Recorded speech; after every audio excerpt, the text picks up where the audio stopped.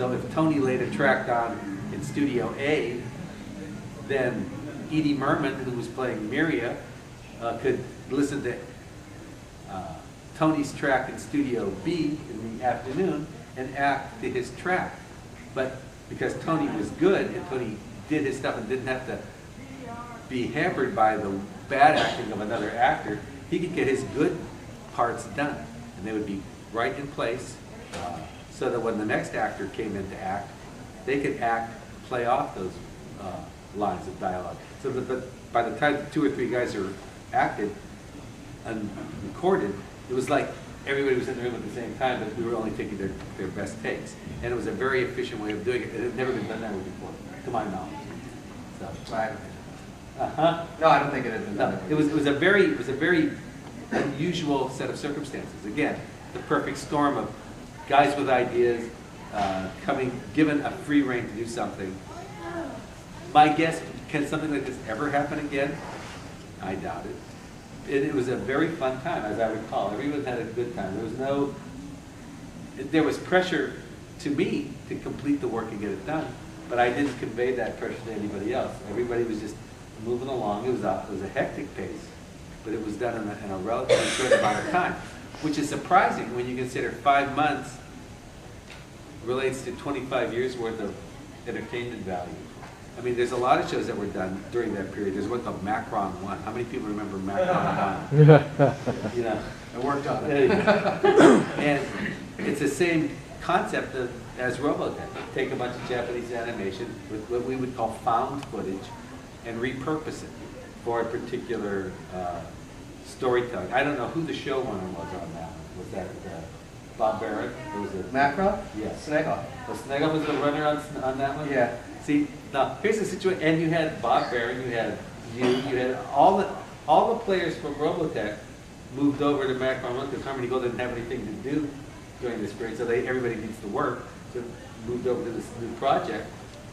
And what comes out of it is something that nobody remembers, and or maybe 2 of you remember. It's terrible.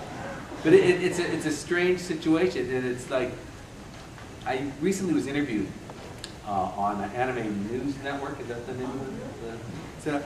And the interview itself is interesting, but what fascinated me were the responses that people wrote in regard to the interview, and some of them were so negative. It was from one guy. I forget what his name is, but his handle. But it was like so, huh? Gossip? No, it's like Penguin of Truth or something like that. And this guy, Penguin of Truth, was so negative. Even before he listened, he didn't like the way the volume was presented of my audience. He complained about I was speaking too low. You know, just, I mean, anything he could think of to be critical, he was critical. 25 years later. And he also said that, you know, what did he do? He slapped 3 shows together and ruined it. You know, but no one ever talks about Macron 1 or Saber Rider or, you know, Oedipus and all these other shows. So there must have been something inherently interesting in Robotech beyond the fact that it was Macross, Sonocross, and Mospeada. I mean, because Sonocross and Mospeada are not in the high pantheon of anime in Japan. They're just not that crazy or popular. But by taking these 3 shows that Tatsunoko Pro did and make them into Robotech, we gave the world, not just the United States, we gave the world a property which has really inspired young people, old people, everybody for 25 years. And it continues to inspire people. So I think that we did something right. And I think that what we did was be at the right place at the right time with the right material, repurposed in the proper way. So 25 years, I think is a good time to renew the franchise, and you know, that can happen with a movie that's coming out, hopefully in the near future, live action, and Tommy's working on projects too that can you know, potentially have new animation and other things coming out. So for my purposes, you know, I'll pass it over to these other guys, but I'll be willing to answer any questions that you want in regard to my involvement in it. And I can't really tell you about the future because I don't work for Harmony Gold. I occasionally work with Harmony Gold, but that you'll have to ask Tommy about. So thanks. I think one thing that can definitely be appreciated is there's a lot of purists who argue about, you know, well, Robotech is, those 3 series merged together is, you know, different than the storytelling of the, you know, separate 3 series. But then you look at the sales of the separate 3 series, you know, when they were adapted into English, there were some fans who said, well, now that Macross is out in English, Robotech will cease to be. That will be the end of Robotech, right? And the sales difference was approximately 10-1. I mean, people were still, I mean, if you go to Fry's Electronics, people still buy Robotech. And so, it's, you know, I kind of like to think of it as like J.J. Abrams' Star Trek. There's the Star Trek purists who go, oh no, he ruined the universe, it's going in a different direction. But because ultimately what happened was, even though it's not in the original Star Trek universe, even though it's a branch, it was done really well. And because it was done well, it's still good entertainment. Robotech, in spite of the fact that it's different than Macross in its incarnation, it was still done well. And it's still good entertainment. And that's why fans are still chasing that story. They still want to know what happened to Admiral Hunter. Me too. Yeah. So, I know. But I'll never tell. Unless I get paid.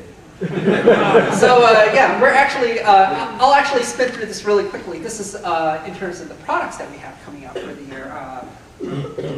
DVD, Blu-ray, it's already out, big huge hit, but you know, and we've got international releases. Robotech also coming out in France. They've actually gone through the trouble of all this new CE for the packaging, which is, oh, it's really nice, but you know, it's in French, but maybe that's the way France likes to package their things. Legal. And legal downloads. You can now go to Hulu. Robotech was #1 on Hulu within its first month. It took other movies to about a year to make it into the top 10. Robotech took about a month to make it into the top 10 of all-time downloads. And now it's been licensed by YouTube. So all you have to do is sit through some GM commercial or something like that. And then after that, you can watch Robotech on YouTube guilt-free, not thinking, are we cheating somebody out of something, you know? So it's now, you know, officially on YouTube. And it's not some 3rd generation VHS rip on YouTube. It's Robotech remastered. Yeah. And we're going old school. We're getting a lot of our old licenses back. Palladium Books. This was kind of an interesting story back in 2001, or actually 1999. They took a look at Robotech 3000 and they said, well, so is this the future of Robotech? And they kind of politely said thank you, but no thank you, and they kind of walked away from the Robotech license. Then after Robotech The Shadow Chronicles came out, they were like, how do we get back on this boat? And so it was nice to have Kevin Simita, if you're familiar with that name from the Robotech universe, getting back on board, making more Robotech games. And the nice thing is, it's just like DVDs. You know, some fans complain, hey, you're double dipping, you're creating multiple collector's editions of this thing. Will you stop? The reason why there's a boomstick edition of Army of Darkness is because the fans keep buying it. And so, because fans were buying the RPG, it was one of their biggest sellers in a long time. And it actually saved their company from almost going out of business, because I don't know if some of you followed the story about how they had embezzlement issues within the company. They were able to repurpose it, double dip it just like the DVDs, hardcover editions, special editions. And the nice thing now is, back then, a lot of our licensees complained that the licensing communication with Harmony Gold back in the day, you know, a couple decades ago, was really difficult. And they were kind of left to their own devices to create these products. This time around, we're supporting them as best we can. And the quality of the work out of our licensees is much, much better. If you look at the artwork, a lot of people complain how they didn't like the way the RPG artwork looks. Now it looks awesome. And even the Robotech Masters, we're even doing artwork of stuff that was never released even in the Japanese version of Mosquito. We took some of the pre-production artwork from, I mean, not Mosquito, but Southern Cross, that were unproduced in the release of Southern Cross, worked that into the game,